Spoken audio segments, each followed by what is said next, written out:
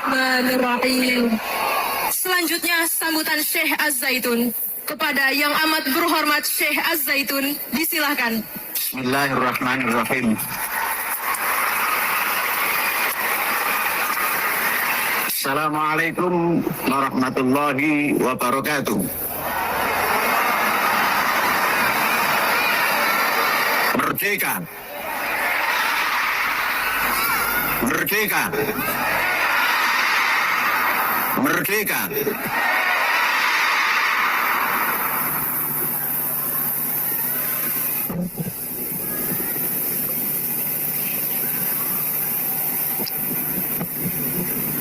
Alhamdulillah, anak-anakku, saudara-saudara, dan istri tercinta,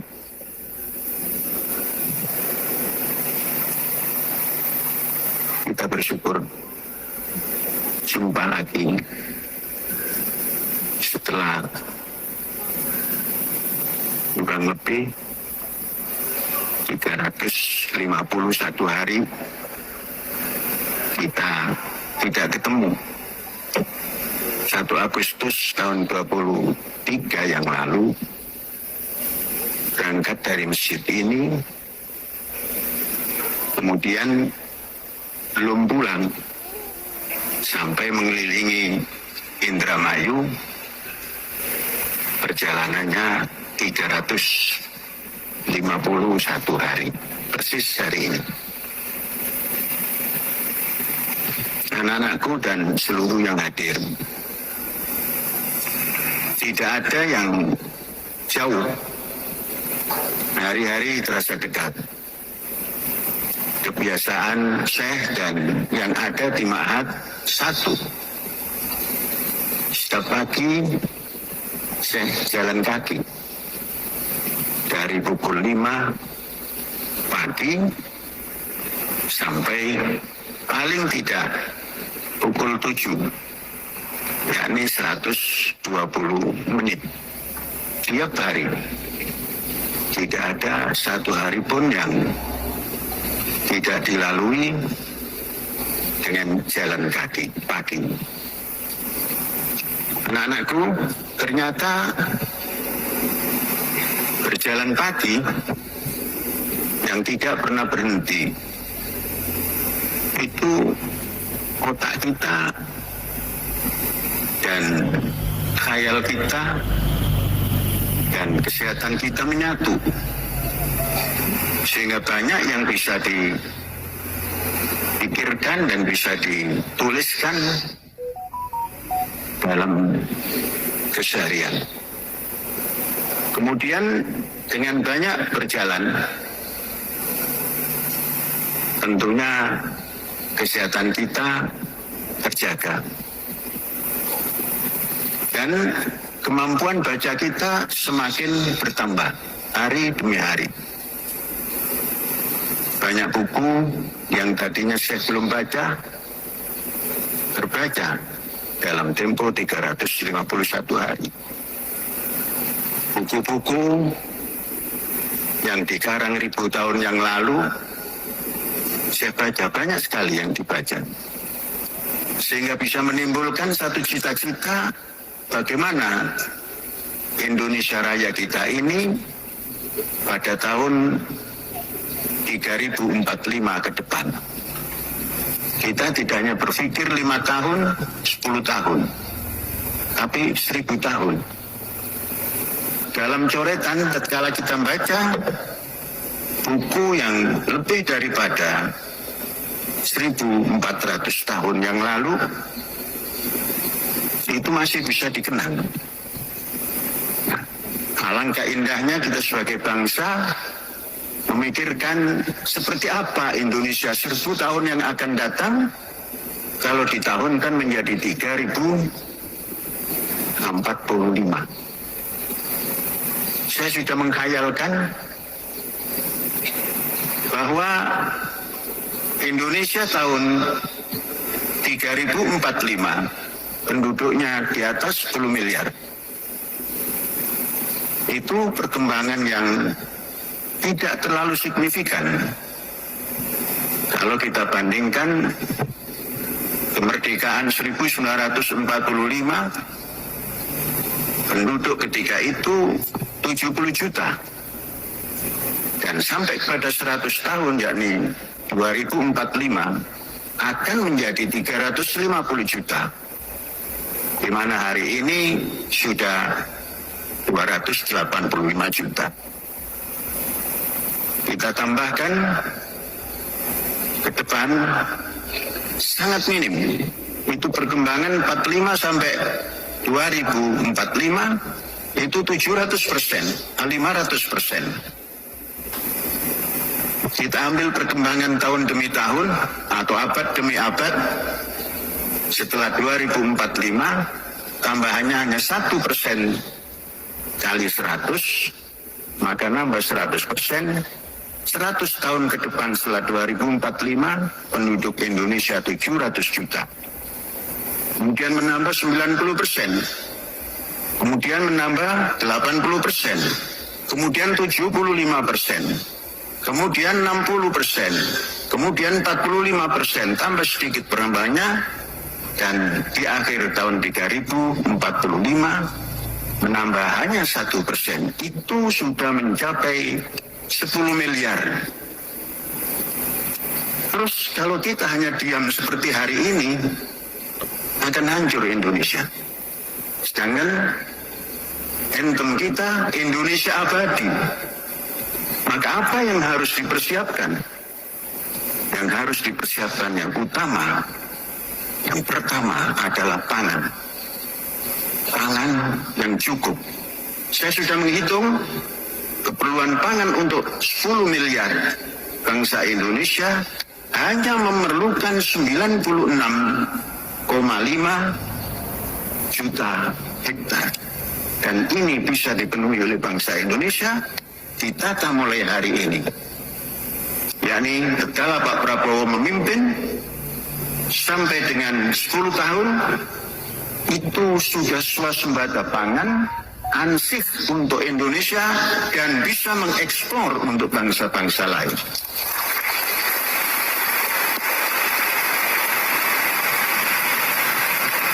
Dengan cara apa? Nanti caranya adalah kita bahas tatkala Al-Zaitun masuk usia 25 dan kita menata Al-Zaitun 1000 tahun yang akan datang seperti apa, yakni juga menata Indonesia Raya 1000 tahun yang akan datang. Untuk itu, supaya kita sampai ke sana, jangan pernah tidak jalan kaki pagi. Oke, pagi itu wajib.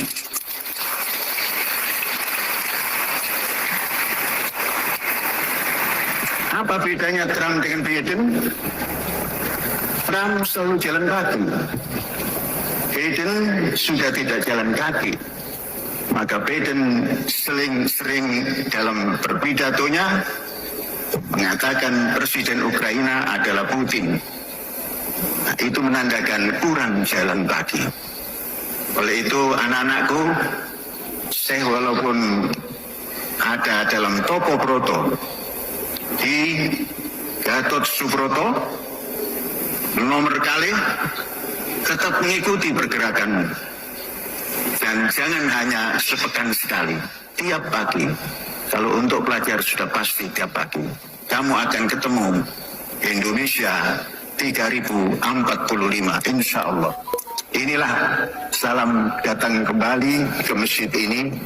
Hadza wallahu yar'ana wa yakfaduna walhamdulillahirabbil alamin. Merdeka. Merdeka. Merdeka. Ya, Panji Gumilang akhirnya bebas setelah setahun ya. Beliau ini di tahanan ya, dan akhirnya kawan-kawan, orang-orang yang selama ini benci Panji Gumilang ya, yang selama ini ingin menghancurkan Panji Gumilang, yang selama ini ingin mengambil alih ya Al-Zaitun dari Panji Gumilang, akhirnya gigi jari kawan-kawannya, akhirnya gigi jari. Dan ya kita tunggu saja ya gebrakan-gebrakan Panji Gumilang setelah beliau ini bebas, ya mudah-mudahan yang terbaik lah beliau tetap lakukan bagi Indonesia, ya. Dan Al Zaitun semoga ke depan akan menciptakan generasi-generasi yang cinta bangsa, ya. Jangan sampai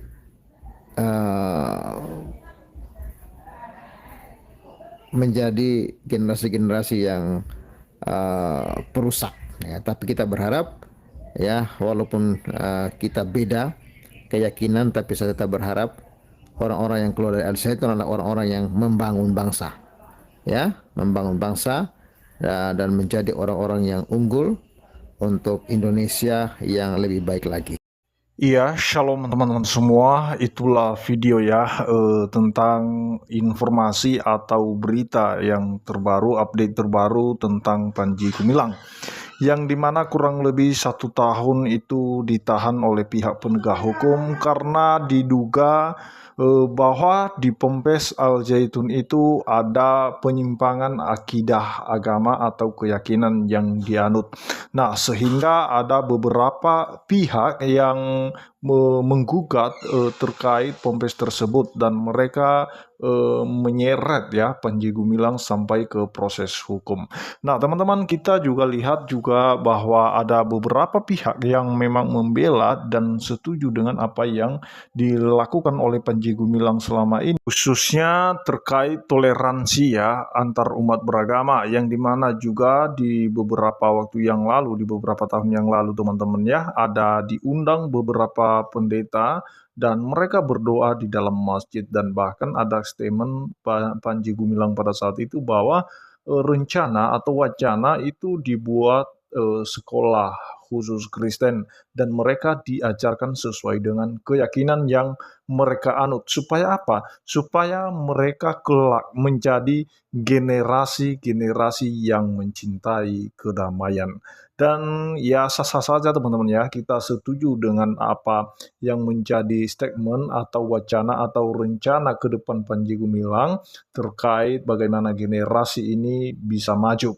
Nah, teman-teman, dan kita lihat memang ada pihak-pihak tertentu yang mungkin tidak senang, dan mereka melihat bagaimana Panji Gumilang itu mengajak satu Ponpes itu menyanyikan Hafenus Shalom Aleichem kemarin ya, dan itu gempar sekali seluruh tanah air teman-teman. Dan itulah salah satu kasus ya yang menyeret dia masuk atau menjalani proses hukum, sehingga kasus-kasus yang lainnya dan juga ada tuduhan-tuduhan yang memang nggak jelas tuduhannya bagaimana, dan itulah yang kemudian dia ditahan teman-teman ya. Dan kita lihat bagaimana benar-benar pembelaan Tuhan kepadanya juga, karena memang niatnya membawa kedamaian. Kalau memang niat orang membangun kedamaian bagi bangsa ini, membangun kerukunan antar umat beragama, tentu saja Tuhan pasti tolong. Dan apalagi Panji Gumilang ini ya, dia tahu persis bagaimana Allah Israel menyatakan kuasanya, mukjizatnya, dan bahkan tidak tertutup kemungkinan dia percaya dengan Bible atau kitab-kitab terdahulu seperti kitab Musa, dan juga sejarah Israel dia tahu. Dan itulah sebabnya dia tidak segan-segan, dia tidak takut, dia tidak malu itu menyanyikan Shalom Aleichem. Sebenarnya itu sudah dijelaskan oleh Pak Bambang Nursena bahwa Hafenus Shalom Aleichem itu pertama kali Yesus ucapkan ketika dia bangkit dan bertemu kepada murid-murid, dan dia mengucapkan salam damai sejahtera atau Hafenus Shalom Aleichem.